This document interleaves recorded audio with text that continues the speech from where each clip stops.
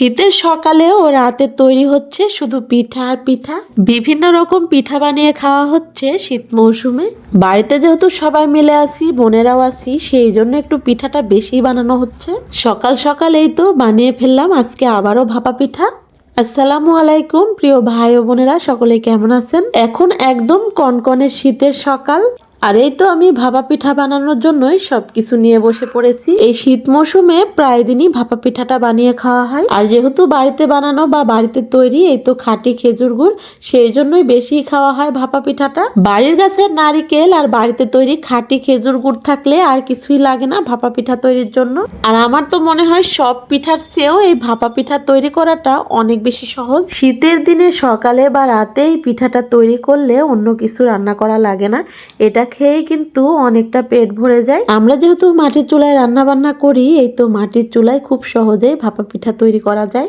চুলার জালটা ধরিয়ে দিয়ে চুলার উপরে এই তো পিঠা বানানো পাতিলটা উঠিয়ে দিছি, আর পাতিলের মধ্যে পানিটা গরম হচ্ছে। এদিকে পিঠা বানানোর জন্য সবকিছু রেডি করে নিছি। আমার এই পাতিলে কিন্তু 3টা করে পিঠা বানানো যায় একবারে। 3টা করে পিঠা বানানোর জন্য 3টা সারাতেই এই তো চালের গুঁড়ি দিয়ে নারিকেল গুড় মাঝখানে দিয়ে ভরে নিছি। এবার পানিটা বলক উঠে এই তো ভাপ উঠতেছে, তার উপরে দিয়ে দিচ্ছি পিঠাগুলোকে।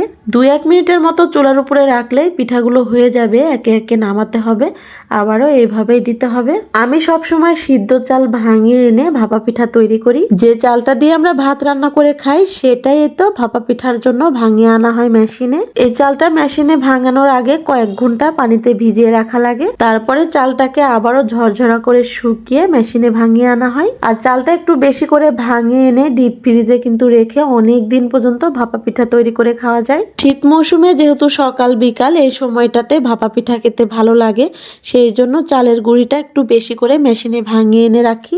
গতকাল রাতে বানিয়েছিলাম হাতে বানানো কালাই রুটি, আর সেটা ঝাল ঝাল ভর্তা দিয়ে খেতে অনেক বেশি মজা লাগে। আর সেই ভিডিওটা দেখে অনেকে আমাকে কমেন্টে বলতেছে এই রুটির কখনো নামও শুনে নাই বা খেতেও দেখেনি অনেকেই। আসলে অনেক অনেক খাবার আছে যে অনেক অনেক জেলার মানুষ কিন্তু চেনেও না বা জানেও না। বিভিন্ন অঞ্চলে বিভিন্ন খাবার বিখ্যাত, তবে সব খাবারই কিন্তু সবার কাছে অনেক বেশি প্রিয়। আমাদের উত্তরবঙ্গের মানুষই শুধু সেই কালাই রুটিটা অনেক বেশি পছন্দ করেন বা খান, চেনে। যারা এখনো চেনেন না বা খান না তারা অবশ্যই বানিয়ে খাবেন, অনেক বেশি ভালো লাগবে। এই তো গরম গরম ভাপা পিঠা তৈরি করে নামাচ্ছি, আর এদিকে আমার ছেলেরা চলে আসছে। তাসফিয়া, ইয়াসিন, হাসান, এরা 3জনই একসঙ্গে খেলা করতেছিল।